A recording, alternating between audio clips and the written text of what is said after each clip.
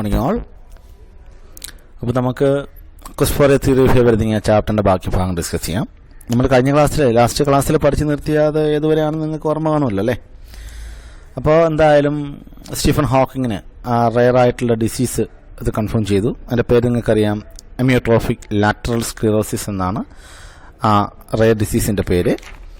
അപ്പോൾ അതെല്ലാം കഴിഞ്ഞ് ലാസ്റ്റ് നമ്മൾ പഠിച്ചതെന്ന് പറഞ്ഞാൽ ഇത്രയേ ഉള്ളൂ. എന്താണ്, അപ്പോൾ അദ്ദേഹത്തിന് എന്തായാലും താൻ മരിക്കും എന്ന് മനസ്സിലായ സ്റ്റീഫൻ ഹോക്കിങ്ങിന് പെട്ടെന്ന് അദ്ദേഹം മരിക്കുകയാണെങ്കിൽ അത് മറ്റുള്ളവർക്ക് എന്തെങ്കിലും യൂസ്ഫുൾ ആയിട്ടുള്ള കാര്യങ്ങൾ ചെയ്തതിന് ശേഷം മരിക്കണം, അല്ലെങ്കിൽ മറ്റുള്ളവർക്ക് വേണ്ടി തൻ്റെ ജീവിതം ത്യാഗം ചെയ്യുക എന്നുള്ള ഒരു തലത്തിലേക്ക് അദ്ദേഹത്തിൻ്റെ ചിന്തകൾ വളർന്നു എന്ന് പറയുന്നുണ്ട്. അപ്പോൾ എന്തായാലും മരിക്കുകയാണെങ്കിൽ എന്ത് ചെയ്യുക, സമൂഹത്തിന് അല്ലെങ്കിൽ മറ്റുള്ളവർക്ക് എന്തെങ്കിലും ഗുണപ്രദമായ കാര്യങ്ങൾ ചെയ്തിട്ട് മരിക്കുക എന്ന് അദ്ദേഹം ചിന്തിക്കാൻ തുടങ്ങിയെന്നാണ് നമ്മൾ കഴിഞ്ഞ ക്ലാസ്സിൽ പഠിച്ചു നിർത്തിയത്. റൈറ്റ്, ശരി, നോക്കുക next paragraph. Hawking's doctors hope that his condition would stabilise, but the disease aggravated rapidly. They soon informed him that he had only about 2 more years to live. നോക്കുക, Hawking's doctors hope that his condition would stabilise. ഹോക്കിങ്ങിനെ ചികിത്സിച്ച doctors പ്രതീക്ഷിച്ചത് അദ്ദേഹത്തിന്റെ condition stabilise ചെയ്യാൻ സാധിക്കും, അതായത് അദ്ദേഹത്തിന്റെ ഈ രോഗം അത് അണ്ടർ കൺട്രോൾ എന്നുവെച്ചാൽ നിയന്ത്രണ വിധേയമാക്കാൻ സാധിക്കും, ഇപ്പോൾ ഉള്ള അതേ അവസ്ഥയിൽ തന്നെ മെഡിസിനും മറ്റുമായിട്ട് നമുക്കത് നിയന്ത്രിച്ചു കൊണ്ടുപോകാൻ സാധിക്കുമെന്ന് ഹോക്കിങ്ങിനെ ചികിത്സിക്കുന്ന ഡോക്ടേഴ്സ് കരുതി. Okay, but the disease aggravated rapidly. പക്ഷെ അവരുടെ പ്രതീക്ഷകളിൽ നിന്ന് നേർക്ക് opposite. But the disease aggravated rapidly, വളരെ വേഗത്തിൽ ആ രോഗം മൂർച്ഛിക്കുകയാണ് ഉണ്ടായത്. ഡോക്ടേഴ്സിന്റെ പ്രതീക്ഷയ്ക്കും അപ്പുറത്തേക്ക് കാര്യങ്ങൾ പോവുകയാണ്. They soon informed him that he had only 2 more years to live. ഏറെ താമസിയാതെ ഹോക്കിങ്ങിനെ ചികിത്സിക്കുന്ന ഡോക്ടേഴ്സ് അദ്ദേഹത്തിന് ഒരു കാര്യം ഇൻഫോം ചെയ്തു, അദ്ദേഹത്തെ ഒരു കാര്യം അറിയിച്ചു. ഡോക്ടേഴ്സ് ഹോക്കിങ്ങിനോട് പറഞ്ഞത് എന്താണ്? ഡോക്ടേഴ്സ് പറഞ്ഞത് ഇത്രയേ ഉള്ളൂ, he had only about 2 more years to live. ഇനി ഒരു 2 വർഷക്കാലം കൂടി മാത്രമേ ഹോക്കിങ് ജീവിച്ചിരിക്കത്തുള്ളൂ എന്ന് ഹോക്കിങ്ങിന്റെ ഡോക്ടേഴ്സ് സ്റ്റീഫൻ ഹോക്കിങ്ങിനോട് പറഞ്ഞു. ഓക്കെ, നമ്മൾ വായിക്കുമ്പോൾ നമുക്കൊരു പക്ഷേ അതിലൊന്നും തോന്നത്തില്ല, നമുക്കാണ് അങ്ങനെ ഒരു അവസ്ഥയെങ്കിൽ എന്ന് നിങ്ങളൊന്ന് ചിന്തിച്ച് നോക്കിക്കേ. നമ്മൾ ചികിത്സിക്കുന്ന ഡോക്ടേഴ്സ് നമ്മുടെ അടുത്ത് പറയുകയാണ്, നമ്മൾ ഉദ്ദേശിക്കുന്നത് പോലെ എല്ലാ കാര്യം, ഇത് വളരെ വേഗത്തിൽ ഇത് എന്താണ്, ഇത് അഗ്രവേറ്റ് ആയിക്കൊണ്ടിരിക്കുകയാണ്, സോ നിങ്ങളൊരു 2 വർഷം കൂടി മാത്രമേ ജീവിക്കത്തുള്ളൂ എന്ന് പറഞ്ഞാൽ മാനസികമായിട്ട് ഏത് ധീരനായി കഴിഞ്ഞാൽ എന്ത് ചെയ്യും? തകർന്നു പോകും. ശ്രദ്ധിക്കുക, 2 years passed. അങ്ങനെ ഡോക്ടേഴ്സ് പറഞ്ഞ 2 വർഷം കഴിഞ്ഞു. The progression of the disease had slowed. എന്നാൽ ഡോക്ടേഴ്സ് പറഞ്ഞതിൽ നിന്നും എൻ്റർലി ഡിഫറൻ്റ് ആയിട്ടുള്ള കാര്യമാണ് സംഭവിച്ചത്. ഡോക്ടേഴ്സ് പറഞ്ഞ 2 വർഷം കൂടി ജീവിക്കുള്ളൂ എന്നാണ്. എന്നാൽ the progression of the disease had slowed. ആ രോഗത്തിൻ്റെ ആ ഒരു മൂർധന്യാവസ്ഥ അല്ലെങ്കിൽ അതിൻ്റെ ആ ഒരു വ്യാപനം എന്ത് ചെയ്തു? അത് കുറഞ്ഞു. The progression of the disease had slowed എന്നാണ് അല്ലേ? അപ്പോൾ രോഗത്തിൻ്റെ ആ ഒരു വ്യാപനം അത് കുറഞ്ഞു. ഹോക്കിങ് പറയുന്നു, ഐ ഡിഡ്ന്റ് ഡൈ, ഞാൻ മരിച്ചില്ല. In fact although there was a cloud hanging over my future. അപ്പോൾ ഡോക്ടർ പറഞ്ഞതുപോലെ 2 വർഷം കഴിഞ്ഞു, പക്ഷെ ഞാൻ മരിച്ചില്ല എങ്കിലും there was a cloud hanging over my future. അപ്പോഴും എൻ്റെ ഭാവിക്ക് മേൽ കാർമേഘം ഇങ്ങനെ മൂടി നിൽക്കുകയായിരുന്നു എന്നാണ്. മനസ്സിലായ? ക്ലൗഡ് ഹാങ്ങിങ് ഓവർ മൈ ഫ്യൂച്ചർ, എൻ്റെ ഭാവിക്ക് മേൽ അപ്പോഴും മേഘങ്ങൾ മൂടി നിൽക്കുകയായിരുന്നു എന്ന് വെച്ചാൽ എൻ്റെ ഭാവി എപ്പോഴും അനിശ്ചിതത്വത്തിൽ തന്നെയാണ്. കാര്യം 2 വർഷം കഴിഞ്ഞ് ഡോക്ടർമാർ പറഞ്ഞതുപോലെ ഞാൻ മരിച്ചില്ല, ഓക്കെ, രോഗത്തിൻ്റെ വ്യാപനം ഒന്ന് കുറഞ്ഞു, പക്ഷെ എന്ന് കരുതി പൂർണ്ണമായിട്ട് ഞാൻ രക്ഷപ്പെട്ടു എന്ന് പറയാൻ പറ്റത്തില്ല. അപ്പോഴും എൻ്റെ ഭാവിക്ക് മേൽ കാർമേഘം മൂടി തന്നെയാണ് നിൽക്കുന്നത്.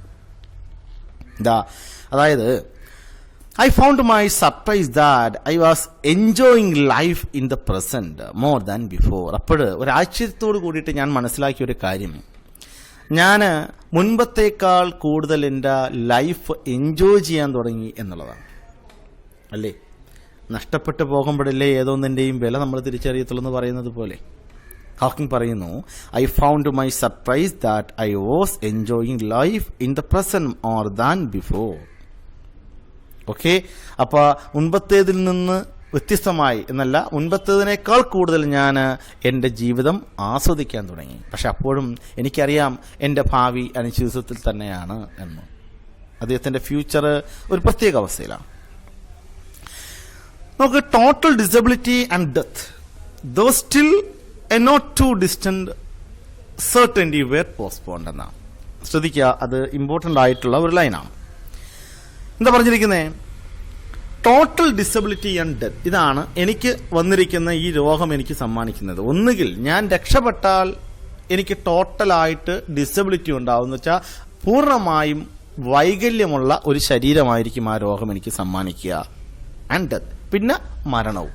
ഇതെനിക്ക് ഉറപ്പാണ്.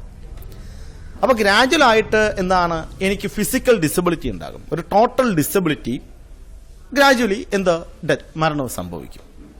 ഇതാണ് എൻ്റെ ഭാവി, അതെനിക്കറിയാം.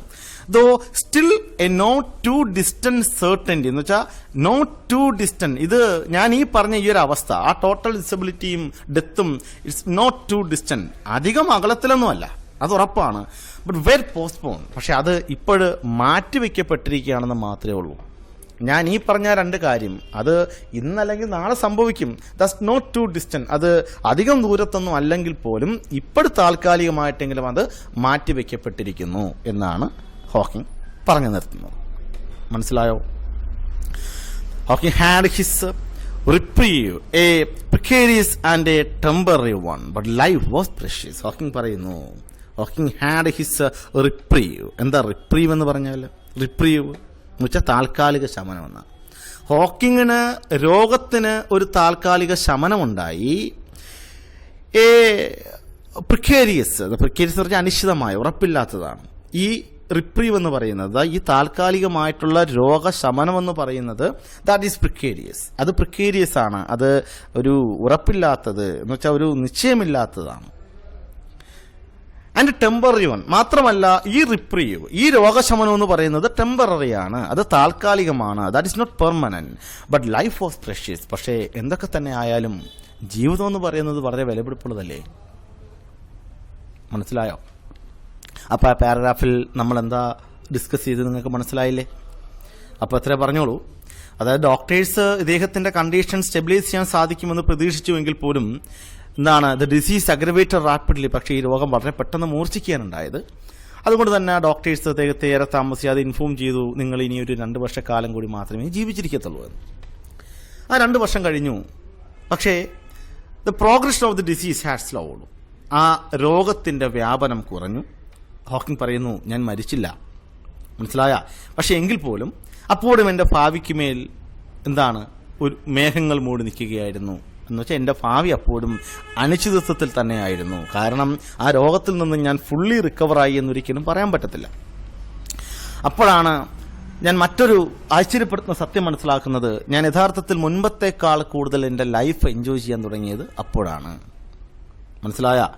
അപ്പോൾ അവിടെ ആ സമയത്ത് അദ്ദേഹം പറയുന്നത് ഇത്രയേ ഉള്ളൂ, total disability and death though still a not too distant certainty. അതായത് ഒരു ടോട്ടലായ ഡിസബിലിറ്റി, പൂർണ്ണമായിട്ടുള്ള ഡിസബിലിറ്റിയും പിന്നെ മരണവും, അത് ഉറപ്പാണ്.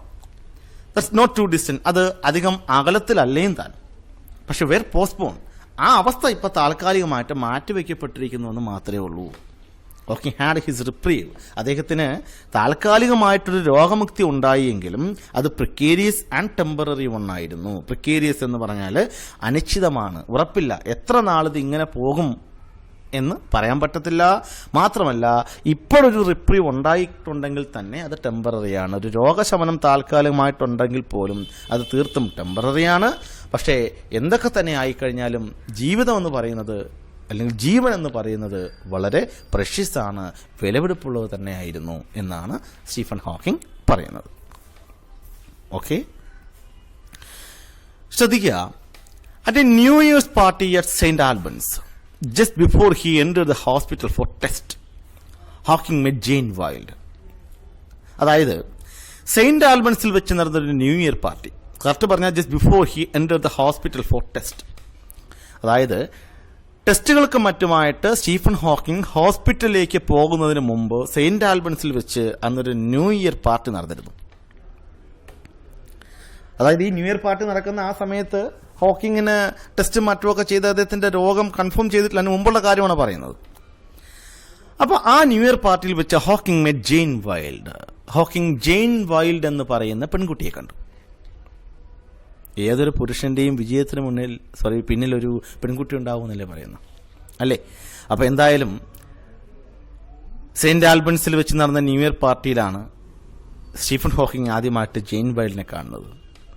ടു ഹർ, ഇനി ജെയിൻ വൈൽഡിന്റെ അഭിപ്രായത്തിൽ, അവളുടെ കാഴ്ചപ്പാടിൽ, this disabled graduate student seem terribly intelligent, eccentric and rather arrogant. അപ്പോൾ അന്ന് ജെയിൻ വൈൽഡ് വന്ന ആദ്യമായിട്ടാണ് സ്റ്റീഫൻ ഹോക്കിങ്ങിനെ കാണുന്നത്. അപ്പോൾ ആദ്യമായിട്ട് സ്റ്റീഫൻ ഹോക്കിങ്ങിനെ കണ്ടപ്പോൾ ജെയിൻ വൈൽഡിന് തോന്നിയ കാര്യമാണ്, എന്താ പറഞ്ഞിരിക്കുന്നത് അറിയാമോ? ഡിഷേബിൾഡ് എന്ന് പറഞ്ഞാൽ, ഡിഷേബിൾഡ് എന്ന് പറഞ്ഞാൽ ഈ മുടിയൊന്നും കോതി ഒതുക്കാത്ത അലങ്കോലമായി കിടക്കുന്ന മുടിയോട് കൂടിയ, അതാണ് ഡിഷേബിൾഡ് എന്ന് പറയുന്നത്. ഓക്കെ, അപ്പോൾ this disabled graduate student seem terribly intelligent. അയാളെ കാണുമ്പോൾ തന്നെ അറിയാം ഒരു ഡിഷേബിൾഡ് ഗ്രാജുവേറ്റ് സ്റ്റുഡന്റ് എന്ന് വെച്ചാൽ മുടിയൊക്കെ ഇങ്ങനെ പാറി പറത്തി ഇട്ടുകൊണ്ട് നിൽക്കുന്ന ആ ഗ്രാജുവേറ്റ് സ്റ്റുഡന്റിനെ കാണുമ്പോൾ തന്നെ അറിയാം ഇറ്റ്സ് ടെറിബിളി ഇന്റലിജന്റ്. ഇയാൾ അങ്ങേയറ്റം ബുദ്ധിശക്തി ഉള്ളവനാണ്, എക്സെൻട്രിക് ആണ്. എക്സെൻട്രിക് എന്ന് പറഞ്ഞാൽ നമ്മൾ പറയത്തില്ല എന്തെല്ലാം വട്ടുപിടിച്ചവെന്നൊക്കെ പറയത്തില്ല, എന്ന് വെച്ചാൽ ഒരു വിചിത്ര സ്വഭാവമുള്ള, അതാണ് എക്സെൻട്രിക്. ആൻഡ് റാദർ എന്ന് വെച്ചാൽ ഏറെക്കുറെ എന്താണ്, എറഗന്റ് ആണ്. എറഗൻ എന്ന് പറഞ്ഞാൽ ധിക്കാരി അല്ലെങ്കിൽ അഹങ്കാരി എന്ന് തോന്നും, അതാണ് എറഗൻ എന്ന് പറയുന്നത്. മനസ്സിലായോ? അപ്പം ന്യൂ ഇയർ പാർട്ടിയിൽ വെച്ച് ആദ്യമായിട്ട് സ്റ്റീഫൻ ഹോക്കിങ്ങിനെ കണ്ടപ്പോൾ ജെയിൻ വൈൽഡിന് തോന്നിയ കാര്യമാണ് ഈ പറയുന്നത്. ഒരു ഡിഷേബിൾഡ് ഗ്രാജുവേറ്റ് സ്റ്റുഡന്റ് എന്ന് വെച്ചാൽ മുടിയെല്ലാം പാറി പറത്തി ഇട്ടുകൊണ്ട് നിൽക്കുന്ന ഒരു ഗ്രാജുവേറ്റ് സ്റ്റുഡന്റ് കാണുമ്പോൾ തന്നെ അറിയാം അദ്ദേഹം അങ്ങേയറ്റം ബുദ്ധിശാലിയാണ്, ഒരു വിചിത്ര സ്വഭാവമുള്ള, ഒരു എക്സെൻട്രിക്, ഒരു കിറുക്ക് പിടിച്ചവനെ പോലെയുള്ള ഒരാൾ. ആൻഡ് റാദർ എറഗൻ എന്ന് വെച്ചാൽ കണ്ടപ്പോൾ ഒരു ധിക്കാരിയെപ്പോലെ, അഹങ്കാരിയെപ്പോലെ തോന്നി എന്നാണ് ജെയിൻ വൈൽഡ് ഏറ്റവും ആദ്യം സ്റ്റീഫൻ ഹോക്കിങ്ങിനെ കണ്ട ആ ഒരു എക്സ്പീരിയൻസിനെ കുറിച്ച് പറയുന്നത്.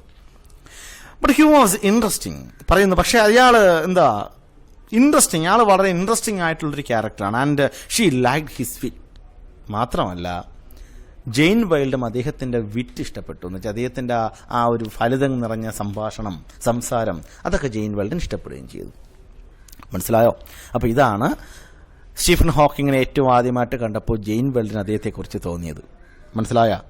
അവർ പറയുന്നത് ഒരു ഡിഷേബിൾഡായ ഗ്രാജുവേറ്റ് സ്റ്റുഡൻറ്റ് എന്ന് വെച്ചാൽ മുടിയെല്ലാം പാറിപ്പറത്തി എന്ന് വെച്ചാൽ കോതി ഒതുക്കിയിട്ടില്ല, അങ്ങനെ പാറിപ്പറന്ന് അലങ്കോലമായി കിടക്കുന്ന മുടിയോട് കൂടിയ ഗ്രാജുവേറ്റ് സ്റ്റുഡൻറ്റ്, അയാളെ കാണുമ്പോൾ തന്നെ അറിയാം അയാൾ നല്ല ഇൻ്റലിജൻ്റ് ആയിട്ടുള്ള ഒരു വ്യക്തിയാണ്, ഒരു എക്സെൻട്രിക്, ഒരു വിചിത്രമായ സ്വഭാവമുള്ള, ആൻഡ് റാദർ എറഗൻ എന്ന് വെച്ചാൽ എന്താ ഒരു ധിക്കാരിയായിട്ടുള്ള, അഹങ്കാരിയായിട്ടുള്ള ഒരാളെപ്പോലെ തോന്നും. ബട്ട് പക്ഷേ he was interesting and she liked his വിറ്റ്. അയാൾ വളരെ ഇൻട്രസ്റ്റിംഗ് ആയിട്ടുള്ളൊരു ക്യാരക്ടറാണ്. മാത്രമല്ല ജെയിൻ വൈൽഡിന് അദ്ദേഹത്തിൻ്റെ ഫലിതം നിറഞ്ഞ സംഭാഷണങ്ങൾ ഒരുപാട് ഇഷ്ടപ്പെടുകയും ചെയ്തു. ഓക്കെ, അത്രയും ക്ലിയർ ആണോ? Then we are going to next paragraph. പറയുന്നു, when Jane met him again after his discharge from the hospital. അങ്ങനെ സെയിന്റ് ആൽബൺസിൽ വെച്ച് നടന്ന ന്യൂ ഇയർ പാർട്ടിയിലാണ് ജെയിൻ ആദ്യമായി സ്റ്റീഫൻ ഹോക്കിങ്ങിനെ കാണുന്നത്.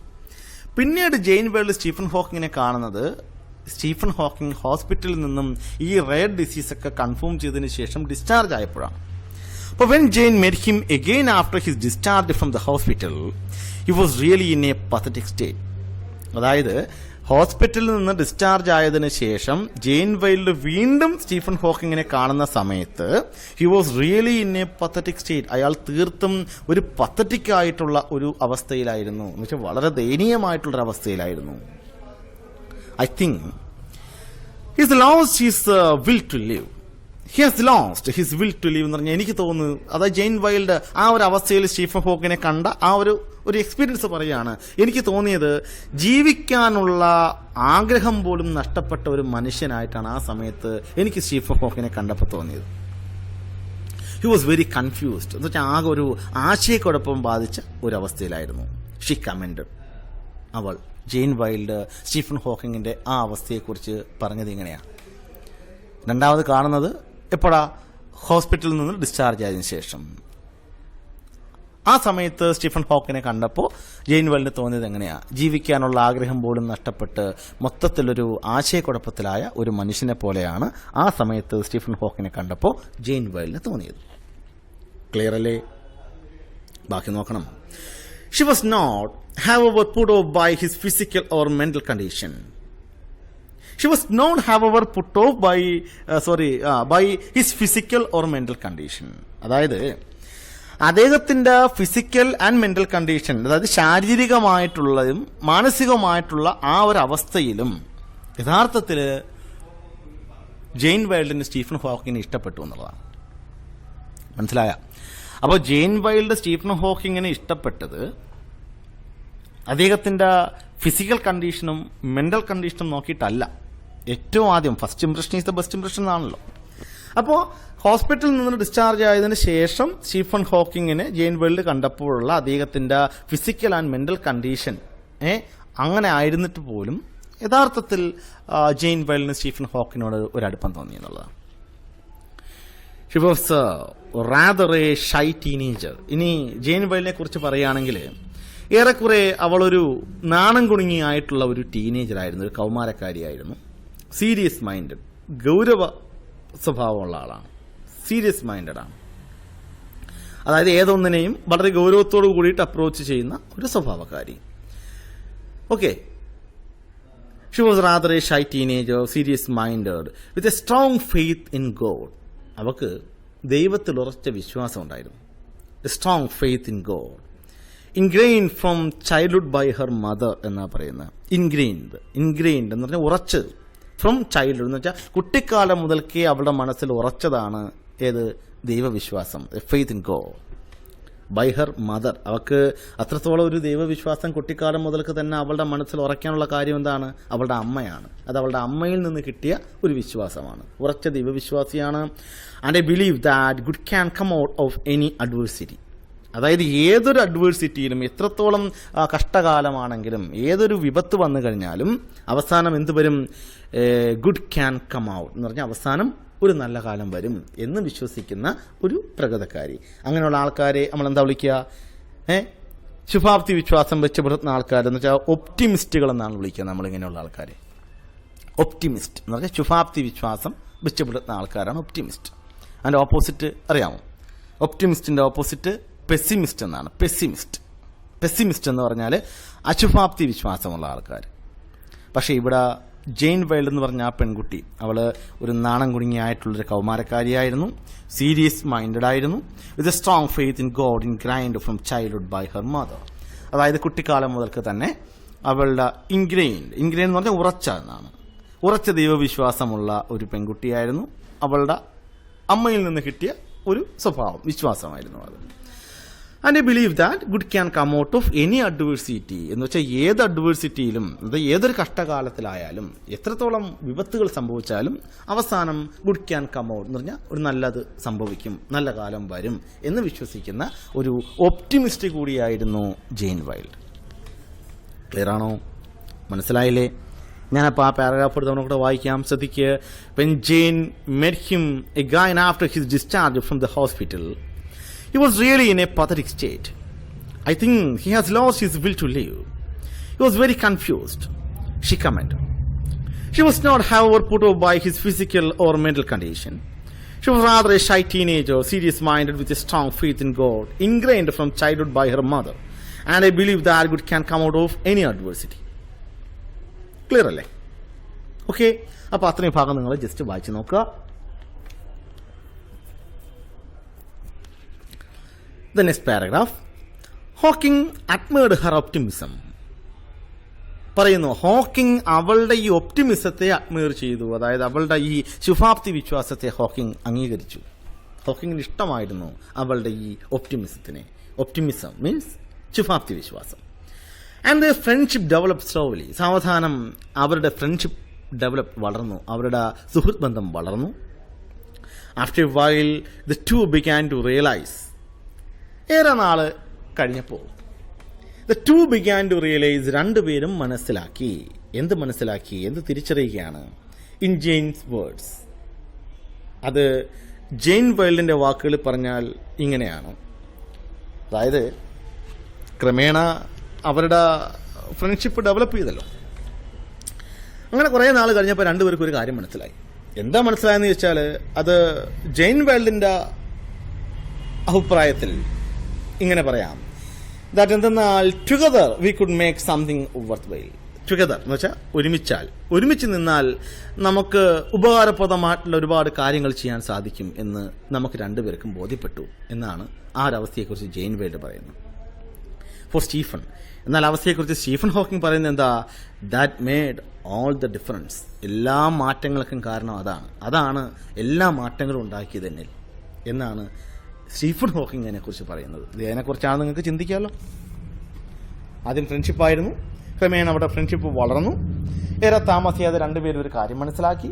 എന്താ മനസ്സിലാക്കിയെന്ന് വെച്ചാൽ ജെയിൻ വെയിൽഡ് പറയുന്നു, ഒരുമിച്ച് നിന്നാൽ രണ്ടുപേരും ഒരുമിക്കുകയാണെങ്കിൽ വളരെ ഉപകാരപ്രദമായിട്ടുള്ള അല്ലെങ്കിൽ അർത്ഥവത്തായിട്ടുള്ള ഒരുപാട് കാര്യങ്ങൾ നമുക്ക് ചെയ്യാൻ സാധിക്കുമെന്ന് നമുക്ക് ബോധ്യപ്പെട്ടു എന്ന് പറയുന്നു. സ്റ്റീഫൻ ഹോക്കിംഗ് പറയുന്നത് എന്താ? അതാണ് എല്ലാ മാറ്റങ്ങളും ഉണ്ടാക്കിയത്. എന്നിൽ എല്ലാ മാറ്റങ്ങൾക്കും കാരണം അതാണ്. ഏതാണെന്ന് വെച്ചാൽ എന്താ? The relation with Jane veiled. Okay, ശ്രദ്ധിക്കുക. He applied for a research fellowship at KAIS, one of the colleges in Cambridge University. അങ്ങനെ കുറേ കഴിഞ്ഞു. സ്റ്റീഫൻ അപ്പോഴും രോഗവും കാര്യങ്ങളൊക്കെ ഉണ്ട്.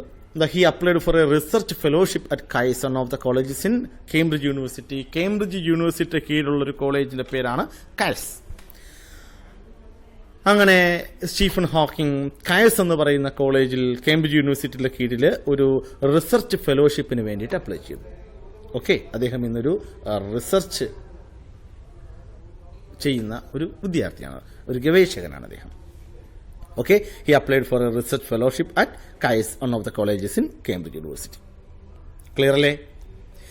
നോക്കി, 1965 at the age of 23 Hawking received his fellowship at Caius. അങ്ങനെ 1965 തന്റെ 23-ാമത്തെ വയസ്സിൽ സ്റ്റീഫൻ ഹോക്കിങ്ങിന് കൈസ് കോളേജിൽ നിന്നും അദ്ദേഹത്തിന്റെ ഫെലോഷിപ്പ് ലഭിച്ചു. അദ്ദേഹത്തിന്റെ ഫെലോഷിപ്പ് അദ്ദേഹം പൂർത്തിയാക്കി. And in July of the same year, അതേ വർഷം തന്നെ ജൂലൈയിൽ, ഏത് വർഷമാണ്? 1965, 1965 ജൂലൈ മാസം Jane and he were married. Stephen ഹോക്കിങ്ങും ജെയിൻ വൈൽഡും വിവാഹിതരായി. മനസ്സിലായോ? ക്ലിയർ ആണോ? അപ്പോൾ കേംബ്രിഡ്ജ് യൂണിവേഴ്സിറ്റിയിലെ കീഴിലുള്ളൊരു കോളേജാണ് കൈസ് കോളേജ്. ആ കൈസ് കോളേജിൽ അദ്ദേഹം റിസർച്ച് ഫെലോഷിപ്പിന് വേണ്ടിയിട്ട് അപ്ലൈ ചെയ്തു. 1965 അദ്ദേഹത്തിന് ഫെലോഷിപ്പ് ലഭിച്ചു. ദ സെയിം ഇയർ 1965 തന്നെ ജൂലൈ മാസത്തിൽ അദ്ദേഹം ജെയിൻ വൈൽഡിനെ തന്റെ ജീവിത സഖിയാക്കി മാറ്റി എന്നാണ് പറയുന്നത്. സിമ്പിൾ അല്ലേ? അപ്പൊ അത്രയും വായിച്ചു നോക്ക് നിങ്ങൾ. ശരി, നമുക്ക് അടുത്ത പാരഗ്രാഫ് നോക്കാം. അതിൽ പറയുന്നത് എങ്ങനെയാണ്? People who remember Hawking in the university in the late 1960s recall him making his way around the corridors with a cane, supporting himself against the wall. People who remember Hawking in the university in the late 1960s, അതായത് 1960കളുടെ അവസാനം കോളേജിൽ പഠിച്ചിരുന്ന Stephen ഹോക്കിങ്ങിനെ കുറിച്ച് അദ്ദേഹത്തിന്റെ സുഹൃത്തുക്കൾ അല്ലെങ്കിൽ അദ്ദേഹത്തിന്റെ സഹപാഠികൾ ഓർക്കുന്നത് ഇങ്ങനെയാണ്. റീകോൾ ഹിം, അദ്ദേഹത്തെ അവർ റീകോൾ ചെയ്യുന്നത്, അദ്ദേഹത്തെ കുറിച്ച് അവർ ഓർക്കുന്നത് ഇങ്ങനെയാണ്. Making his way around the corridors with a cane. With a cane എന്ന് പറഞ്ഞാൽ എന്താ? ഒരു വടിയുടെ സഹായത്തോടെ, ഒരു വടി ഊന്നി കോളേജിന്റെ കോറിഡോർ ഇടനാഴിയിൽ കൂടി ഇങ്ങനെ നടന്നു പോകുന്ന ഒരു ചെറുപ്പക്കാരൻ. 1960s അവസാനം സ്റ്റീഫൻ ഹോക്കിങ്ങിന്റെ സഹപാഠികൾ അദ്ദേഹത്തെക്കുറിച്ച് ഓർക്കുന്നത് ഇങ്ങനെയാണ്. അവരുടെ മനസ്സിലുള്ള സ്റ്റീഫൻ ഹോക്കിങ്ങിന്റെ ചിത്രം എങ്ങനെയാണ്? ഒരു വടി ഊന്നി, ഒരു വടിയുടെ സഹായത്തോട് കൂടിയിട്ട് ഇടനാഴിയിൽ കൂടി ഇങ്ങനെ നടന്നു പോകുന്ന ഒരു ചെറുപ്പക്കാരൻ. Support himself against the wall. അങ്ങനെ നടക്കുമ്പോൾ പലപ്പോഴും അദ്ദേഹം തറയെ വീഴാതിരിക്കാൻ വേണ്ടിയിട്ട് വോൾ, ഭിത്തിയിൽ സപ്പോർട്ട് ചെയ്യുന്നുണ്ട്. അപ്പോൾ ഒരു കൈയിൽ വടിയൂന്നി മറു കൈ ഇങ്ങനെ ഭിത്തിയിൽ പിടിച്ച് ഇടനാഴിയിൽ കൂടി കോറിഡോറിൽ കൂടി ഇങ്ങനെ വേച്ച് നടന്നു പോകുന്നൊരു ചെറുപ്പക്കാരനാണ് അവരുടെയൊക്കെ ആ ഒരു മനസ്സിൽ സ്റ്റീഫൻ ഹോക്കിംഗ് എന്ന് പറയുന്നത്. He spoke with what sounded like a slight speech impediment. എന്താണ് ഇംപെഡിമെന്റ് എന്ന് പറഞ്ഞാൽ? തടസ്സം, ഇടർച്ച എന്നൊക്കെയാണ് പറയും. അതാണ് ഇംപെഡിമെന്റ് മീൻ. മനസ്സിലായോ? He spoke with what sounded like a slight speech impediment എന്ന് വെച്ചാൽ അദ്ദേഹത്തിന് സംസാരിക്കാൻ പോലും ചെറിയ തടസ്സം ഉണ്ടായിരുന്നു എന്നാണ് പറയുന്നത്. മനസ്സിലായോ? ഇംപെഡിമെന്റ് മീൻസ് തടസ്സം. ഓക്കെ, പക്ഷേ മോർ ദാൻ ദാറ്റ്, അതിനേക്കാളൊക്കെ ഉപരിയായിട്ട്, ശരി ഫിസിക്കലി അവിടെ മനസ്സിലുള്ള സ്റ്റീഫൻ ഹോക്കിന്റെ ചിത്രം അങ്ങനെ തന്നെയാണ്. ഒരു വടിയുടെ സഹായത്തോട് കൂടിയിട്ട് ചെവറിലിങ്ങനെ പിടിച്ച് വേച്ച് കോറിഡോറിൽ കൂടി നടന്നു പോകുന്ന ഒരു മനുഷ്യൻ. സംസാരിക്കാൻ പോലും പലപ്പോഴും അദ്ദേഹത്തിന് ബുദ്ധിമുട്ട്, തടസ്സം അനുഭവപ്പെട്ടു. മോർ ദാൻ ദാറ്റ്, പക്ഷെ അതിനേക്കാളൊക്കെ ഉപരിയായിട്ട് അവരുടെ മനസ്സിലുള്ള സ്റ്റീഫൻ ഹോക്കിങ്ങിന്റെ മറ്റൊരു ചിത്രമുണ്ട്. അറിയാമോ നിങ്ങൾക്കിത് എന്താണെന്ന്? നോക്കത് ഇങ്ങനെയാണ്. ദേ remember his brashness in sessions. ബ്രാഷ്നെസ് പറഞ്ഞ ആവേശം. അതിന് എടുത്തുചാട്ടമൊന്നും പറയും കേട്ടോ ബ്രാഷ്നെസ്സിന്. ഇവിടെ പക്ഷെ നമുക്കതിന് ഒരു പോസിറ്റീവായിട്ടുള്ള മീനിങ് തന്നെ കാണാൻ പറ്റത്തുള്ളൂ. They remember his brashness in sessions. Sessions എന്ന് വെച്ചാൽ എന്തെന്നറിയാമോ? സെഷൻസ് എന്ന് പറഞ്ഞു കഴിഞ്ഞാൽ സമ്മേളനം എന്നാണ്, സഭ. നമ്മൾ ഈ റിസർച്ച് ഒക്കെ ചെയ്യുമ്പോഴേ, അതായത് നമ്മളൊരു ഗവേഷണം നടത്തുന്ന സമയത്ത്, റിസർച്ച് ഒക്കെ ചെയ്യുന്ന സമയത്ത് നമ്മൾ റിസർച്ച് ചെയ്യുന്ന സബ്ജക്ട് എക്സ്പേർട്സുമായിട്ട് പലപ്പോഴും നമുക്ക് കൂടിക്കാഴ്ചയ്ക്കുള്ള അവസരങ്ങളുണ്ടാവും. ഇന്ററാക്റ്റീവ് സെഷൻസ് കാണും. മനസ്സിലായില്ലേ? അതുപോലെ തന്നെ ഇവിടെ involving some of the world's most distinguished scientist, അതായത് ലോകത്ത് വളരെ പ്രശസ്തരായിട്ടുള്ള ശാസ്ത്രജ്ഞന്മാരുമായിട്ട് ഒത്തുള്ള സെഷൻസ് ഉണ്ടാവും. അവിടെ ആ പറയുന്ന ഡിസ്റ്റിങ്വിഷ്ഡ് ആയിട്ടുള്ള വേൾഡ് ഫേമസ് ആയിട്ടുള്ള സയന്റിസ്റ്റുകൾ വന്ന് നമ്മുടെ മുന്നിൽ ലെക്ചർ നടത്തും. നമ്മളിത് കേട്ടുകൊണ്ടിരിക്കും. പറഞ്ഞു മനസ്സിലായി? എന്നിട്ട് നമുക്ക് എന്തെങ്കിലും കാര്യങ്ങൾ ചോദിക്കാനോ ഡൗട്ട്സ് വല്ലതും ചോദിക്കാനോ ചോദിക്കാം. നമ്മളെ ഡൗട്ട്സിന് അവരുടേതായിട്ടുള്ള മറുപടികൾ പറയും. അങ്ങനെയുള്ള സെഷൻസ്, സമ്മേളനങ്ങൾ. അപ്പോൾ ഫിസിക്കലായിട്ടുള്ള ആ ഒരു പ്രോബ്ലം, ആ ഡിസബിലിറ്റി മാറ്റി നിർത്തി കഴിഞ്ഞാൽ ഈ പറയുന്ന സഹപാഠികളുടെ മനസ്സിൽ സ്റ്റീഫൻ ഹോക്കിനെ കുറിച്ച് മറ്റൊരു ചിത്രമുണ്ട്. അറിയാമോ നിങ്ങൾക്കത് എന്താണെന്ന്? നമുക്ക് they remember his brashness in sessions, അതായത് സമ്മേളനങ്ങളിൽ അദ്ദേഹം കാണിക്കുന്ന ആവേശം അവർ ഓർക്കുന്നുണ്ട്. Involving some of the world's most distinguished scientist, ലോകത്തിലെ ഏറ്റവും പ്രശസ്തരായിട്ടുള്ള സയന്റിസ്റ്റും ആയിട്ടുള്ള സെഷൻസ്. അങ്ങനെയുള്ള സെഷൻസിൽ അദ്ദേഹം കാണിച്ചിട്ടുള്ള ആവേശം. While other young researchers kept reverential, ശ്രദ്ധിച്ചോളാം, ആ വേർഡ് ശ്രദ്ധിച്ചോളാം, എന്താണ് റിവറൻഷ്യൽ എന്നാണ് അതിന്റെ പ്രൊനൗൺസിയേഷൻ. ഓക്കെ, അപ്പൊ നോക്കുക. While other young researchers kept reverential silence, അതായത് വേൾഡ് ഡിസ്റ്റിങ്വിഷ്ഡ് ആയിട്ടുള്ള സയന്റിസ്റ്റ് പങ്കെടുക്കുന്ന സെഷൻസിൽ അതർ യങ് റിസർച്ചേഴ്സ്, മറ്റ് ചെറുപ്പക്കാരായിട്ടുള്ള ഗവേഷകരെല്ലാം ഒരു റിവറൻഷ്യൽ ആയിട്ടുള്ള സൈലൻസ് കീപ്പ് ചെയ്യും. എന്ന് വെച്ചാൽ ബഹുമാന സൂചകമായിട്ട് അവർ നിശബ്ദരായിട്ടിരിക്കും. മനസ്സിലായ കാര്യം എന്താ? തങ്ങൾ റിസർച്ച് ചെയ്യുന്ന ആ സബ്ജക്റ്റില് വളരെ മഹത്തരമായിട്ടുള്ള കണ്ടുപിടുത്തങ്ങളും മറ്റും നടത്തിയിട്ടുള്ള വളരെ ഫേമസ് ആയ ഒരു സയന്റിസ്റ്റാണ് തങ്ങളുടെ മുന്നിൽ നിൽക്കുന്നത്. അപ്പൊ അദ്ദേഹം പങ്കെടുക്കുന്ന സെഷൻസിൽ, അദ്ദേഹം ക്ലാസ് എടുക്കുമ്പോൾ അദ്ദേഹത്തോടുള്ള ആദരസൂചകമായിട്ട് അവരെന്ത് ചെയ്യും? അവർ നിശബ്ദരായിട്ടിരിക്കും, ഒന്നും ചോദിക്കില്ല, ഒന്നും മിണ്ടത്തില്ല, മടിയാണ്. കാരണം അത്രയും പ്രതിഭാധനരായിട്ടുള്ള, ഇത്രയും പ്രശസ്തനായിട്ടുള്ള മനുഷ്യന്റെ അടുത്തൊക്കെ ഞാൻ വല്ലതും ചോദിച്ച് തെറ്റിപ്പോയി കഴിഞ്ഞാൽ പോയില്ലേ? മനസ്സിലായ? അപ്പൊ അദ്ദേഹത്തോടുള്ള ഒരു ആദരസൂചകമായിട്ട് അല്ലെങ്കിൽ ആരാധനയോടുകൂടി മറ്റുള്ള റിസർച്ചേഴ്സ് എല്ലാം സൈലന്റ് ആയിട്ടിരിക്കുമ്പോൾ അവർ ശ്രദ്ധിക്കുക, റിവറൻഷ്യൽ. ഓക്കെ, അപ്പോ Hawking daringly asked unexpected and penetrating questions. Hawking എന്ത് ചെയ്യുമായിരുന്നു അറിയാമോ? ഹോക്കിംഗ് ഡെയറിംഗ്ലി, ധൈര്യപൂർവ്വം അദ്ദേഹം ചോദിച്ചു. എന്ത് ചോദിച്ചു? അൺഎക്സ്പെക്ടഡ് എന്ന് പറഞ്ഞാൽ അപ്രതീക്ഷിതവും അതുപോലെ പെനട്രേറ്റിംഗ് ആയിട്ടുള്ള. പെനട്രേറ്റിംഗ് എന്ന് പറഞ്ഞാൽ തുളച്ചു കയറുന്ന എന്നാണ് പെനട്രേറ്റിംഗ്, അല്ലെങ്കിൽ ബുദ്ധിപരമായിട്ടുള്ള, ദാറ്റ് ഇസ് പെനട്രേറ്റിംഗ്. മനസ്സിലായോ? അപ്പോൾ അതർ യങ് റിസർച്ചേഴ്സ് എല്ലാം ഒരു റിവറൻഷ്യൽ സൈലൻസ് കീപ്പ് ചെയ്യുന്ന സമയത്ത് Hawking daringly asked unexpected and penetrating questions. അദ്ദേഹം ഈ ഡിസ്റ്റിങ്വിഷ്ഡ് ആയിട്ടുള്ള, വേൾഡ് മോസ്റ്റ് ഡിസ്റ്റിങ്വിഷ്ഡ് ആയിട്ടുള്ള സയന്റിസ്റ്റിനോട് അൺഎക്സ്പെക്ടഡ്, അപ്രതീക്ഷിതവും എന്നാൽ പെനട്രേറ്റിംഗുമായിട്ടുള്ള ബുദ്ധിപരവുമായ ക്വസ്റ്റ്യൻസ് ചോദിക്കുമായിരുന്നു. He clearly knew what he was talking about. കാര്യം താൻ എന്തിനെക്കുറിച്ചാണ് സംസാരിക്കുന്നതെന്ന് വ്യക്തമായിട്ടുള്ള അറിവ്, ധാരണ ഉണ്ടായിരുന്നു സ്റ്റീഫൻ ഹോക്കിങ്ങിന്. അതുകൊണ്ട് തന്നെ അദ്ദേഹം മറ്റ് യങ് റിസർച്ചേഴ്സിനെ പോലെ റിവറൻഷ്യൽ ആയിട്ടുള്ള ഒരു സൈലൻസ് കീപ്പ് ചെയ്യാൻ തയ്യാറായില്ല. മറിച്ച് അദ്ദേഹം അൺഎക്സ്പെക്ടഡും പെനട്രേറ്റിംഗുമായിട്ടുള്ള, അൺഎക്സ്പെക്ടഡ് ആൻഡ് പെനട്രേറ്റിംഗ് ക്വസ്റ്റ്യൻസ് എന്നാ പറയുന്നത്, അതായത് അപ്രതീക്ഷിതവും എന്നാൽ വളരെ ബുദ്ധിപരവുമായിട്ടുള്ള ചോദ്യങ്ങൾ ഈ പറയുന്ന സയന്റിസ്റ്റിനോട് ചോദിച്ചു. അദ്ദേഹത്തിന്റെ സഹപാഠികൾ പറയുന്നു, he clearly knew what he was talking about. അദ്ദേഹം എന്തിനെക്കുറിച്ചാണ് സംസാരിക്കുന്നതെന്ന് വ്യക്തമായ ധാരണ, അറിവ് അദ്ദേഹത്തിനുണ്ടായിരുന്നു. അങ്ങനെ his reputation as A genius another Einstein began then. ഇങ്ങനെയാണ് സഹപാഠികളുടെ അദ്ദേഹത്തിന് മറ്റ് ചില റെപ്യൂട്ടേഷൻസ് ഉണ്ടായത്, പ്രശസ്തി ഉണ്ടാവുന്നത്. റെപ്യൂട്ടേഷൻ എന്ന് പറഞ്ഞാൽ പ്രശസ്തി എന്നാണ്. സഹപാഠികളുടെ പിന്നീട് സ്റ്റീഫൻ ഹോക്കിംഗ് പ്രശസ്തനായത് ജീനിയസ് എന്ന പേരിലും അനദർ ഐൻസ്റ്റീൻ എന്ന പേരിലൊക്കെയായിരുന്നു. മനസ്സിലായ? സ്റ്റീഫൻ ഹോക്കിങ്ങിനെ അന്ന് അദ്ദേഹത്തിന്റെ സഹപാഠികൾ വിളിച്ചത് ജീനിയസ്, അനദർ ഐൻസ്റ്റീൻ എന്നൊക്കെയായിരുന്നു സഹപാഠികൾക്കിടയിൽ അദ്ദേഹത്തിന്റെ വിളിപ്പേര്. മനസ്സിലായോ? ക്ലിയർ ആണോ? അത്രയും. നെക്സ്റ്റ് പാരഗ്രാഫ് നോക്കാം. നമുക്ക് ഈ പാരഗ്രാഫ് കൂടെ നോക്കിയിട്ട് ഇന്ന് ഈ ക്ലാസ് വൈൻഡപ്പ് ചെയ്യാം. ശ്രദ്ധിക്കണം. In 1980, a practical need for funds launched him into a new enterprise. അതായത് 1980 ആയപ്പോൾ പ്രാക്ടിക്കൽ നീഡ് ഫോർ ഫണ്ട്സ്, അതായത് അദ്ദേഹത്തിന് പ്രായോഗികമായിട്ടും ഫണ്ട്സിന്റെ ആവശ്യം വന്നു. ഫണ്ട്സ് അറിയത്തില്ലേ? പൈസയുടെ ആവശ്യം വന്നു. ഒന്ന് വിവാഹിതനാണ്, കുട്ടികളും കാര്യങ്ങളൊക്കെ ആയി. അപ്പോൾ സ്വാഭാവികമായിട്ടും ചെലവുകൾ കൂടുമല്ലോ, അല്ലേ? അപ്പോൾ പ്രാക്ടിക്കൽ നീഡ് ഫോർ ഫണ്ട്സ്, ജീവിത ചെലവ് കൂടുന്നതിനനുസരിച്ച് അദ്ദേഹത്തിന് എന്ത് ചെയ്തു? സാമ്പത്തികമായിട്ടുള്ള ആവശ്യങ്ങളുണ്ടായി. അപ്പോൾ launch him into a new enterprise. അത് ഏത്? A practical need for funds. അദ്ദേഹത്തെ ഒരു പുതിയ എന്റർപ്രൈസ്, പുതിയൊരു ഉദ്യമത്തിലേക്ക് കൊണ്ടെത്തിച്ചു.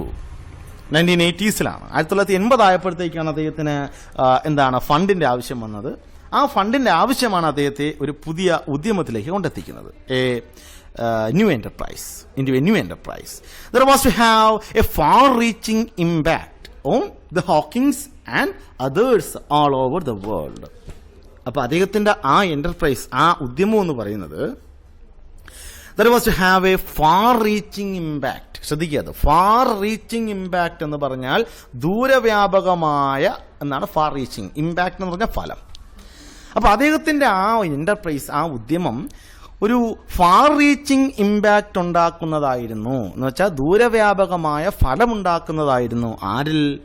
On the Hawkins. On the Hawkins എന്ന് പറഞ്ഞാൽ ഹോക്കിങ്ങുമായി ബന്ധപ്പെട്ട ആൾക്കാരുടെ ഇടയിലും, എന്ന് വെച്ചാൽ ഹോക്കിങ്ങിനും അദ്ദേഹത്തിന്റെ ഫാമിലിയിലും. ഹോക്കിങ്സ് പറഞ്ഞാൽ മനസ്സിലായ? അപ്പൊ ഹോക്കിങ്ങിന്റെ ജീവിതത്തിലും and others all over the world, ലോകത്തുള്ള മറ്റുള്ളവരുടെ ഇടയിലും ഫാർ റീച്ചിങ് ഇമ്പാക്ട് ഉണ്ടാക്കുന്ന ഒരു എന്റർപ്രൈസിലാണ് അദ്ദേഹം ഏർപ്പെട്ടത്, ഒരു ഉദ്യമത്തിലേക്കാണ് അദ്ദേഹം എത്തിപ്പെട്ടതെന്നാണ്. മനസ്സിലായോ? അപ്പൊ 1980 അദ്ദേഹത്തിന് പ്രാക്ടിക്കൽ നീഡ് ഫോർ ഫണ്ട്, അതായത് പ്രായോഗികമായിട്ട് അദ്ദേഹത്തിന് എന്തിന്റെ ആവശ്യം വരുന്നത്? ഫണ്ടിന്റെ ആവശ്യം വരുന്നത്. ആ ഫണ്ടിന്റെ ആവശ്യമാണ് അദ്ദേഹത്തെ യഥാർത്ഥത്തിൽ ഒരു ന്യൂ എന്റർപ്രൈസ്, ഒരു പുതിയ ഉദ്യമത്തിലേക്ക് കൊണ്ടെത്തിക്കുന്നത്. ആ ഉദ്യമം എന്ന് പറയുന്നത്, ആ ന്യൂ എന്റർപ്രൈസ് എന്ന് പറയുന്നത് have a far reaching impact, ഇത് ദൂരവ്യാപകമായിട്ടുള്ള ഫലമുണ്ടാക്കുന്നതായിരുന്നു. On the Hawkings and others all over the world. ഹോക്കിങ്ങിന്റെ ജീവിതത്തിലും ലോകത്ത് മറ്റുള്ളവരുടെ ജീവിതത്തിലും ദൂരവ്യാപകമായിട്ടുള്ള ഫാർ റീച്ചിങ് ഇമ്പാക്ട് ഉണ്ടാക്കുന്ന ഒരു എന്റർപ്രൈസ് ആയിരുന്നു അത്. എന്താണെന്നറിയാമോ? He thought of writing a book about the universe. അദ്ദേഹം പ്രപഞ്ചത്തെക്കുറിച്ച് ഒരു പുസ്തകം എഴുതുന്നതിനെ കുറിച്ച് ചിന്തിക്കാൻ തുടങ്ങി. യൂണിവേഴ്സിനെ കുറിച്ചൊരു പുസ്തകം എഴുതാം, അങ്ങനെ ഒരു ചിന്തയിലേക്ക് അദ്ദേഹം എത്തിപ്പെട്ടു. വെറുതെ എഴുത്തല്ല ഉദ്ദേശിച്ചത്. എങ്ങനെയാ? About the most interesting questions that had made him want to study cosmology and quantum theory. എന്താ കോസ്മോളജി? കോസ്മോളജി എന്ന് പറഞ്ഞാൽ പ്രപഞ്ചശാസ്ത്രം എന്നാണ്. പ്രപഞ്ചത്തെക്കുറിച്ചുള്ള പഠനം, പ്രപഞ്ചശാസ്ത്രം, അതാണ് കോസ്മോളജി. പിന്നെ ക്വാണ്ടം തിയറി. ക്വാണ്ടം തിയറി എന്ന് പറഞ്ഞാൽ നിങ്ങൾ physics പഠിക്കുന്നുണ്ടായിരിക്കും.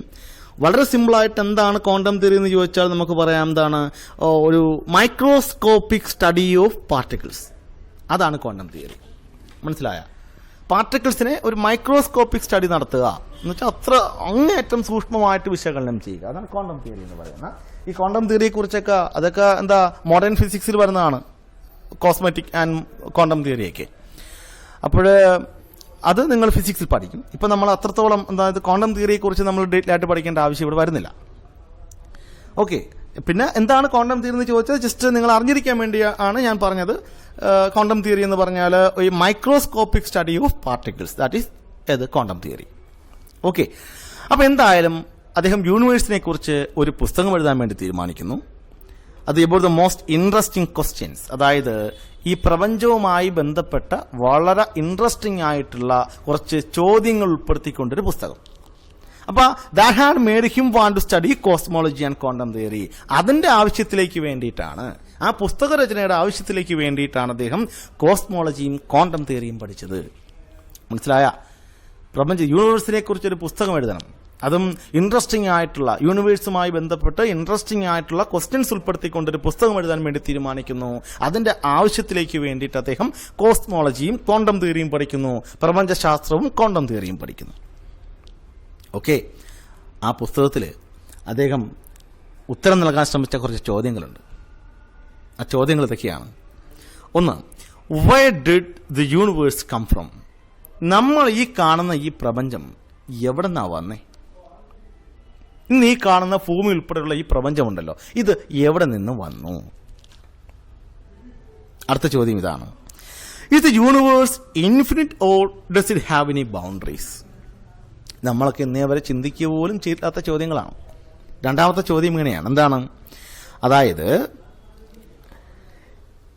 Is the universe infinite? നമ്മൾ ഈ കാണുന്ന യൂണിവേഴ്സ്, ഈ പ്രപഞ്ചം എന്ന് പറയുന്നത് ഇൻഫിനിറ്റ് ആണോ, അത് അനന്തമാണോ, എന്ന് വെച്ചാൽ അവസാനമില്ലാത്തതാണോ?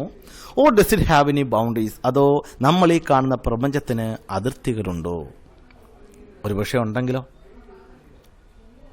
ചിന്തിച്ച് നോക്കാം. നമുക്ക് പ്രപഞ്ചത്തിന് അതിർത്തി ഇല്ലെന്ന് പറയാൻ പറ്റുമോ? കാര്യം നമുക്ക് തെളിവില്ലല്ലോ അതിന്. ഇപ്പം ചോദ്യങ്ങളാണ്. നമ്മൾ ഇന്ന് ഈ കാണുന്ന പ്രപഞ്ചം അത് എവിടെ നിന്ന് വന്നു?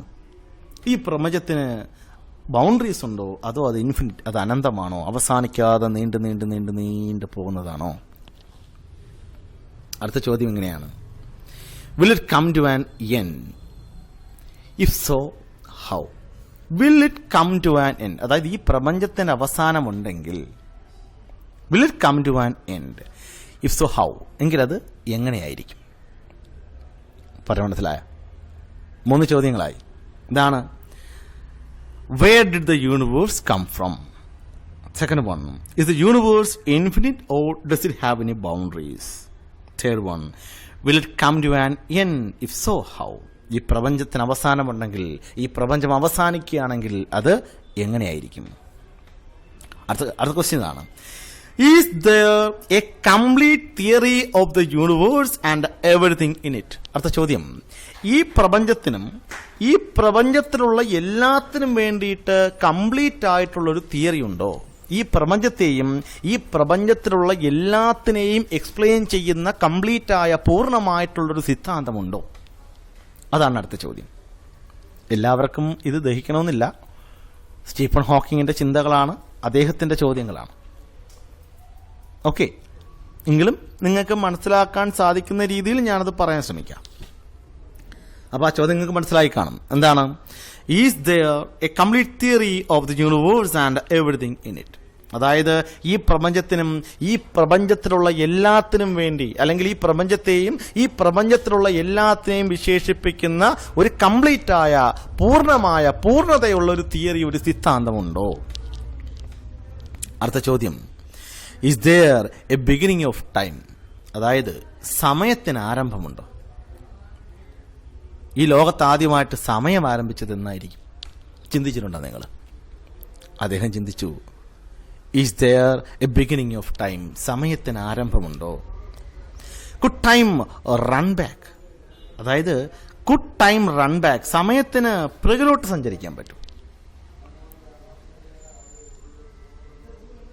എപ്പോഴെങ്കിലും അല്ലെങ്കിൽ എന്തെങ്കിലും സമയം പിറകിലോട്ട് സഞ്ചരിച്ചിട്ടുണ്ടോ? അല്ലെങ്കിൽ സമയത്തിന് പിറകിലോട്ട് സഞ്ചരിക്കാൻ പറ്റിയിട്ടുണ്ടോ? ഇതൊക്കെയാണ് അദ്ദേഹം ആ പുസ്തകത്തിൽ ഉൾപ്പെടുത്താൻ ഉൾപ്പെടുത്തിയ ചോദ്യങ്ങൾ. ഈ ചോദ്യത്തിന് അദ്ദേഹം തന്നെ മറുപടിയും പറയുന്നു. The book begins by rewinding the great theories of the cosmos from Newton to Einstein. അദ്ദേഹം എഴുതിയ പുസ്തകം ഉണ്ടല്ലോ, ആ പുസ്തകം എന്ത് ചെയ്യുന്നുണ്ടോ?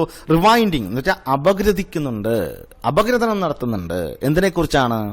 ദ ബുക്ക് ബിഗിൻസ് ബൈ, അത് ആ പുസ്തകം ആരംഭിക്കുന്നത് റിവൈൻഡിങ് ചെയ്തുകൊണ്ടാണ്, അപഗ്രഥനം നടത്തിക്കൊണ്ടാണ്. എന്തിനെ അപഗ്രഥിച്ചുകൊണ്ടാണ്? Great theories of the cosmos from Newton to Einstein. കോസ്മോസിനെ കുറിച്ച്, പ്രപഞ്ചത്തെക്കുറിച്ച് ന്യൂട്ടൺ മുതൽ ഐൻസ്റ്റീൻ വരെ നടത്തിയിട്ടുള്ള പഠനങ്ങളെ റിവൈൻഡ് ചെയ്തുകൊണ്ടാണ്, അല്ലെങ്കിൽ ന്യൂട്ടൺ മുതൽ ഐൻസ്റ്റീൻ വരെ ഉണ്ടാക്കിയിട്ടുള്ള തിയറീസിനെ റിവൈൻഡ് ചെയ്തുകൊണ്ടാണ്, അതായത് അപഗ്രഥിച്ചുകൊണ്ടാണ് അദ്ദേഹം ആ പുസ്തകം സ്റ്റാർട്ട് ചെയ്തിരിക്കുന്നത്. ഈ പ്രപഞ്ചവുമായി ബന്ധപ്പെട്ട് ഐസക് ന്യൂട്ടണും ആൽബർട്ട് ഐൻസ്റ്റീൻ വരെയുള്ള മഹാന്മാരായ സയന്റിസ്റ്റുകൾ കണ്ടുപിടിച്ചിട്ടുള്ള തിയറീസിനെ റിവൈൻഡ് ചെയ്തുകൊണ്ടാണ്, അപഗ്രഥിച്ചുകൊണ്ടാണ് അദ്ദേഹത്തിന്റെ പുസ്തകം ആരംഭിച്ചിരിക്കുന്നത്. He wrote the book to make science understandable to non scientist. മറ്റൊരു പ്രത്യേകത കൂടി പറയുന്നു. ഹി റോട്ട് ദ ബുക്ക്, അദ്ദേഹം ആ ബുക്ക് എഴുതി. എങ്ങനെ എഴുതി? To make science understandable to non scientist, അതായത് സയന്റിസ്റ്റ് അല്ലാത്ത ആൾക്കാർക്ക് പോലും മനസ്സിലാകത്തക്ക രീതിയിലാണ്. മനസ്സിലായ? ഓക്കെ. അപ്പൊ ശാസ്ത്രകാരന്മാരല്ലാത്ത, സയന്റിസ്റ്റുകളല്ലാത്ത ആൾക്കാർക്ക് പോലും സയൻസ് മനസ്സിലാകത്തക്ക രീതിയിലാണ് സ്റ്റീഫൻ ഹോക്കിംഗ് അദ്ദേഹത്തിന്റെ ആ പുസ്തകം എഴുതിയിരിക്കുന്നത്. ക്ലിയർ ആണോ? ഓക്കെ. ഇത്തിരി ബുദ്ധിമുട്ടുള്ളൊരു പാരഗ്രാഫാണത്. നിങ്ങൾക്കത് മനസ്സിലായി കാണുമെന്ന് വിശ്വസിക്കുന്നു. ഞാൻ ഒന്നുകൂടെ പറയാം, ഇത്രേ പറഞ്ഞിട്ടുള്ളൂ. 1980s അദ്ദേഹത്തിന് കുറച്ച് ഫണ്ടിന്റെ ആവശ്യം വന്നു. അങ്ങനെ അത് കണ്ടെത്തുന്നതിന് വേണ്ടിയിട്ടാണ് അദ്ദേഹം ഒരു പുതിയ എന്റർപ്രൈസ്, ഒരു പുതിയ ഒരു ഉദ്യമത്തിലേക്ക് എത്തിച്ചേർന്നത്. ആ എന്റർപ്രൈസ് എന്ന് പറയുന്നത് അദ്ദേഹത്തിന്റെ ജീവിതത്തിലും ലോകത്തെ മറ്റുള്ള ആൾക്കാരുടെ ജീവിതത്തിലും ഫാർ റീച്ചിങ് ഇമ്പാക്ട് ഉണ്ടാക്കുന്ന ഒന്നായിരുന്നു. ദൂരവ്യാപകമായ ഫലങ്ങൾ ഉണ്ടാക്കുന്ന ഒരു എന്റർപ്രൈസ് ആയിരുന്നു. എന്താ എന്റർപ്രൈസ് എന്ന് ചോദിച്ചാൽ, he decide to write a book on universe. അദ്ദേഹം പ്രപഞ്ചത്തെക്കുറിച്ചൊരു പുസ്തകം എഴുതാൻ വേണ്ടി തീരുമാനിച്ചു. അതും എങ്ങനെയാന്ന്? ദ മോസ്റ്റ് ഇൻട്രസ്റ്റിംഗ് ക്വസ്റ്റ്യൻ, അതായത് പ്രപഞ്ചത്തെക്കുറിച്ച് വളരെ ഇൻട്രസ്റ്റിംഗ് ആയിട്ടുള്ള ക്വസ്റ്റ്യൻസ് അതൊക്കെ ഉൾപ്പെടുത്തിക്കൊണ്ട് ആ ക്വസ്റ്റ്യൻസിന് മറുപടി കൂടി നൽകിക്കൊണ്ട് എഴുതുന്ന ഒരു പ്രത്യേകതരം പുസ്തകം. അപ്പൊ അതിന്റെ ആവശ്യത്തിന് വേണ്ടിയിട്ട്, ആ പുസ്തകം എഴുതുന്ന ആവശ്യത്തിന് വേണ്ടിയിട്ട് അദ്ദേഹം കോസ്മോളജിയും ക്വാണ്ടം തിയറിയൊക്കെ പഠിച്ചു. പിന്നെ അദ്ദേഹം ആ പുസ്തകത്തിൽ ഉൾപ്പെടുത്തിയിരിക്കുന്ന കുറച്ച് ക്വസ്റ്റ്യൻസ് പറഞ്ഞു. ഒന്ന്, where did the universe come from? ഈ പ്രപഞ്ചം എവിടെ നിന്ന് വന്നു? Is the universe infinite or does it have any boundaries? ഈ പ്രപഞ്ചം എന്ന് പറയുന്നത് ഇൻഫിനിറ്റ് ആണോ, ഇത് അനന്തമാണോ, അതോ അതിന് ബൗണ്ടറികളുണ്ടോ, അതിരുകളുണ്ടോ? അത് will it come to an end, അതായത് ഈ പ്രപഞ്ചം അത് എന്നുകൾ അവസാനിക്കുമോ? ഇഫ് സോ, അങ്ങനെ അവസാനിക്കുകയാണെങ്കിൽ ഹൗ, അത് എങ്ങനെയായിരിക്കും? Is there A complete theory of the universe and everything in it? ഈ പ്രപഞ്ചത്തിനും ഈ പ്രപഞ്ചത്തിലുള്ള എല്ലാത്തിനെയും സൂചിപ്പിക്കുന്ന ഒരു പൂർണ്ണമായിട്ടുള്ള തിയറി ഉണ്ടോ? Is there a beginning of time? സമയത്തിന് ഒരു ആരംഭമുണ്ടോ? Could time run back? സമയം പിറകിലേക്ക് സഞ്ചരിക്കുമോ, പിറകിലേക്ക് ഓടുമോ? അങ്ങനെയാ. പിന്നെ പറയുന്നത് ബുക്ക് ബിഗിൻസ്, ആ പുസ്തകം ആരംഭിച്ചിരിക്കുന്നത് by rewinding the great theories of the cosmos from Newton to Einstein. Isaac Newton മുതൽ ആൽബർട്ട് ഐൻസ്റ്റീൻ വരെ കോസ്മോസിനെ കുറിച്ച് എഴുതിയിട്ടുള്ള അല്ലെങ്കിൽ കണ്ടുപിടിച്ചിട്ടുള്ള തിയറീസിനെ എന്ത് ചെയ്തുകൊണ്ടാണ്? റിവൈൻഡ് ചെയ്തുകൊണ്ടാണ്, അപഗ്രഥിച്ചുകൊണ്ടാണ്, എന്ന് വെച്ചാൽ അതിനെ, ആ തിയറീസിനെ കുറിച്ച് പ്രതിപാദിച്ചുകൊണ്ടാണ് അദ്ദേഹം ആ പുസ്തകം ആരംഭിച്ചിരിക്കുന്നത്. He wrote the book to make science understandable to non scientist. ആ പുസ്തകം അദ്ദേഹം എഴുതിയിരിക്കുന്നത് സയന്റിസ്റ്റ് അല്ലാത്ത ആൾക്കാർക്ക് പോലും സയൻസ് അണ്ടർസ്റ്റാൻഡബിൾ ആകുന്ന രീതിയിൽ, എന്ന് വെച്ചാൽ മനസ്സിലാക്കാൻ സാധിക്കുന്ന രീതിയിലാണ് അദ്ദേഹം ആ പുസ്തകം എഴുതിയിരിക്കുന്നത്. മനസ്സിലായോ? അത്രയും നിങ്ങൾക്ക് ശ്രദ്ധിക്കണം. ഞാൻ പറഞ്ഞില്ല, നമ്മളിപ്പോൾ ഈ ഫസ്റ്റ് യൂണിറ്റ് പഠിക്കുന്നതിൽ ഏറ്റവും പാടുള്ളൊരു ഭാഗം, അല്ലെങ്കിൽ ഏറ്റവും ഇത്തിരി ബുദ്ധിമുട്ടുള്ളൊരു ചാപ്റ്ററാണ് quest for a theory of everything, കേട്ടോ. സോ നിങ്ങൾ നല്ല ഭംഗിയായിട്ട് വായിക്കുക. ഓക്കെ, നല്ല ഭംഗിയായിട്ട് വായിക്കുക. ഒപ്പം നമ്മളിപ്പോൾ പഠിച്ചു നിർത്തിയ അത്രയും ഭാഗത്തെ സൈഡ് വർക്കുകൾ നിങ്ങൾ എന്ത് ചെയ്യണം. അപ്പോൾ നിങ്ങൾ ശ്രദ്ധിക്കേണ്ട കാര്യം എന്താ വെച്ചാൽ, നമ്മൾ ഓരോ ദിവസം പഠിക്കുമ്പോൾ ആ പഠിക്കുന്ന പാരഗ്രാഫിൻ്റെ സൈഡിൽ കുറച്ച് ക്വസ്റ്റ്യൻസ് ഉണ്ടാവും. അപ്പോൾ നിങ്ങൾ ഈ ക്ലാസ്സിൻ്റെ ഈ വോയിസ് കേട്ടതിന് ശേഷം നിങ്ങൾ ടെക്സ്റ്റ് പരാവർത്തി വായിക്കുക, വീണ്ടും വീണ്ടും വീണ്ടും വായിക്കുക. നിങ്ങളുടെ ലാംഗ്വേജ് ഡെവലപ്പ് ചെയ്യാൻ ഏറ്റവും ഇമ്പോർട്ടൻ്റ് ആയിട്ടുള്ള കാര്യമാണ് ടെക്സ്റ്റ് വായിക്കുക എന്ന് പറയുന്നത്. നിങ്ങളടുത്ത് ഞാൻ ടെക്സ്റ്റ് വായിക്കാൻ പറയുന്നത് ഇംഗ്ലീഷ് വായിക്കാൻ പഠിക്കാൻ വേണ്ടിയിട്ടല്ല. 10ാം ക്ലാസ് കഴിഞ്ഞ് നല്ല മാർക്ക് മേടിച്ച് +1 സയൻസ് ഗ്രൂപ്പ് എടുത്ത് പഠിക്കാൻ നിൽക്കുന്ന നിങ്ങൾക്ക് ഒരിക്കലും ഇംഗ്ലീഷ് വായിക്കാൻ പഠിക്കേണ്ട ആവശ്യമില്ല. അപ്പോൾ നിങ്ങളടുത്ത് ടെക്സ്റ്റ് വായിക്കാൻ പറയുന്നത് അത് നിങ്ങളുടെ ലാംഗ്വേജ് ഡെവലപ്മെൻറ്റിൻ്റെ ഭാഗമായിട്ടാണ്. അത് കഴിഞ്ഞതിന് ശേഷം നിങ്ങൾ ചെയ്യേണ്ടത്, ഇതിൻ്റെ സൈഡിൽ കൊടുത്തിരിക്കുന്ന കൊച്ചു കൊച്ചു ക്വസ്റ്റ്യൻസ് ഉണ്ടല്ലോ, ആ ക്വസ്റ്റ്യൻസിൻ്റെ ആൻസർ നിങ്ങൾ സ്വന്തം സെന്റൻസിൽ എഴുതാൻ നോക്കണം. ടെക്സ്റ്റ് നോക്കി എഴുതരുത്, ടെക്സ്റ്റ് നോക്കി വായിക്കുക. അത് കഴിഞ്ഞ് ക്വസ്റ്റ്യൻ കുറിച്ചെടുത്തതിന് ശേഷം നിങ്ങൾ ആ ക്വസ്റ്റ്യൻസിന്റെ ആൻസർ നിർബന്ധമായും നിങ്ങളുടെ സ്വന്തം സെന്റൻസ്, യുവർ ഓൺ സെന്റൻസിൽ തന്നെ നിങ്ങൾ എന്ത് ചെയ്യുക, അതിൻ്റെ ആൻസറുകൾ എഴുതാൻ ശ്രമിക്കുക. ഓക്കെ, അപ്പോൾ ചില ക്വസ്റ്റ്യൻസിൻ്റെ ആൻസർ നിങ്ങൾക്ക് എഴുതുമ്പോൾ ചിലപ്പോൾ നിന്ന് പോകും, നിങ്ങൾക്ക് എന്ത് എഴുതണമെന്ന് അറിയാൻ പറ്റത്തില്ല. അപ്പോൾ വീണ്ടും ടെക്സ്റ്റ് പരിശോധിക്കുക, വീണ്ടും തന്നെ എഴുതാൻ ശ്രമിക്കുക. ഓക്കെ, അപ്പോൾ ഈ ക്ലാസ് കണ്ടതിന് ശേഷം ഈ വർക്ക് എഴുതിയുള്ള ദിവസം ഓഫീസിൽ നിന്ന് അറിയിക്കും. ആ അറിയിക്കുന്ന ദിവസം കൃത്യമായും നമ്മൾ പഠിച്ചു നിർത്തിയ ഈ ഭാഗം വരെയുള്ള, അതായത് ലാസ്റ്റ് ക്വസ്റ്റ്യൻ മാത്രം ഞാൻ വായിക്കാം. നിങ്ങൾക്ക് ക്വസ്റ്റ്യൻ വായിച്ച് മീനിങ് പറഞ്ഞു തരാൻ പാടില്ലെന്നാണ് പറയുന്നത്. നിങ്ങൾ ഇത്രേ ഉള്ളൂ, list the interesting facts del with in Hawkins book. അത്രയും ഭാഗം നിങ്ങൾ ജസ്റ്റ് എന്ത് ചെയ്യുക, ആ ക്വസ്റ്റ്യൻസ് ചെയ്യുക, എഴുതിയിടുക. തൊട്ട് മോളുണ്ട്, ഈ Stephen Hawking really a great mind or on par with the likes of Einstein and Newton, justify your answer. ഇതൊക്കെ നിങ്ങളുടെ സ്വന്തം സെന്റൻസിൽ എഴുതേണ്ടുന്ന ആൻസേഴ്സാണ്. അടുത്ത ക്ലാസ്സിൽ നമ്മൾ ഇതിൻ്റെ ആൻസറുകൾ ഡിസ്കസ് ചെയ്യും. ഓക്കെ, പിന്നെ തൊട്ട് മോളുള്ള ക്വസ്റ്റ്യൻ എന്താ, how did James optimism influence Hawking. നല്ല ക്വസ്റ്റ്യൻസ് ആണ് ഇത്. ഇങ്ങനൊരു ക്വസ്റ്റ്യൻ ഇതിനു മുമ്പ് ഇതുപോലെ അല്ലെങ്കിലും ഇതേ രീതിയിൽ തന്നെയുള്ള ക്വസ്റ്റ്യൻ എക്സാമിന് ചോദിച്ചിട്ടുണ്ട്. അത് write a not on the character of Jain. നല്ല ക്വസ്റ്റ്യൻ ആണ്. അതുപോലെ what was Jains impression of Hawking എഴുതേണ്ടതാണ്. അടുത്ത what trait of Hawkins character do you not here. ഈ പാരഗ്രാഫ് വായിച്ചതിന് ശേഷമാണ് എഴുതേണ്ടത്. അപ്പോൾ അത്രയും ഭാഗം 1, 2, 3, 4, 5 ക്വസ്റ്റ്യൻ. ഈ 6 ക്വസ്റ്റ്യൻ്റെ ആൻസർ ഈ ക്ലാസ് കണ്ടതിന് ശേഷം നിങ്ങൾ കൃത്യമായിട്ട് എഴുതിയിടുക. ഓക്കെ.